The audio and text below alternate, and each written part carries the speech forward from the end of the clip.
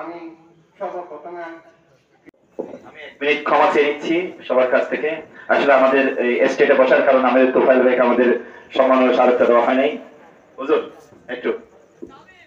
আসসালামু আলাইকুম ওয়া রাহমাতুল্লাহি ওয়া বারাকাতুহু।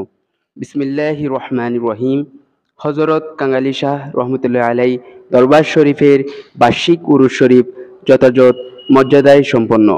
গত 10 ফেব্রুয়ারি 25 ইংরেজ রোজ সোমবার রাঙ্গুনিয়া থানার অন্তর্গত পোমরা পৌরসভা ওলিয়া কামেল হযরত শাহ সুফি কাঙালি শাহ রহমতুল্লাহ আলাই এবং সাহেবাদের 112তম বার্ষিক উরুস শরীফ অনুষ্ঠিত হয়।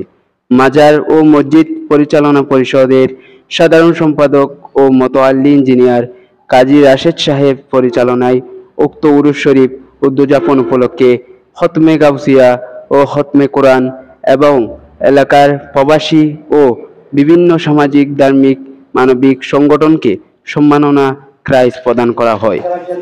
এবং আমাদেরকে সম্মানিত করার জন্য আসলে আমরা প্রবাসীরা তেমন কিছু আশা করি না দেশের কাছ থেকে।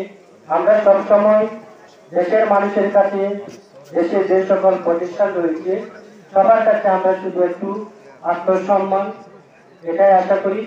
আমরা প্রবাসে থাকলেও এই সময় উপস্থিত ছিলেন এলাকার মান্যগণ্য ব্যক্তিবর্গ ও প্রবাসী বৃন্দ। সার্বিক সহযোগিতায় এলাকাবাসী ও প্রবাসী বৃন্দ। আসসালামু আলাইকুম। মসজিদ এবং মাজার একটা উন্নয়নের দ্বারা অব্যাহত রাখার জন্য চেষ্টা করবেন, এই আশা রেখে আমি আমার বক্তব্য শেষ করছি। আসসালামু আলাইকুম ওয়া রাহমাতুল্লাহি ওয়া বারাকাতুহু। অনেক গরিব মানুষ আছে যেটা খেতে পারছে না, কিন্তু যখন অলির নাম লয়, মসজিদের নাম লয়, তারা যতটুকু সম্ভব এই দরকার মধ্যে এবং মসজিদের সাহায্য করে। এই কারণে আমি প্রথমে কৃতজ্ঞতা করতেছি। আর সাথে সাথে আমার রসুল বললেন, ইন্ডিয়ার জিকির সোয়ালিহীন তামাদ্দুর রহমত।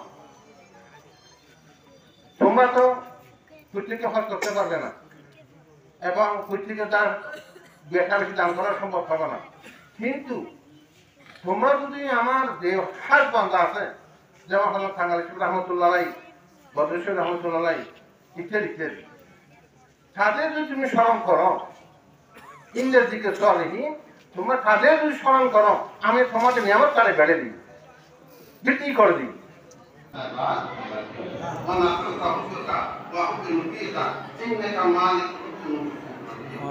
اللهم اجعلنا من المسلمين واجعلنا من المتقين واجعلنا من المؤمنين واجعلنا من الوارثين.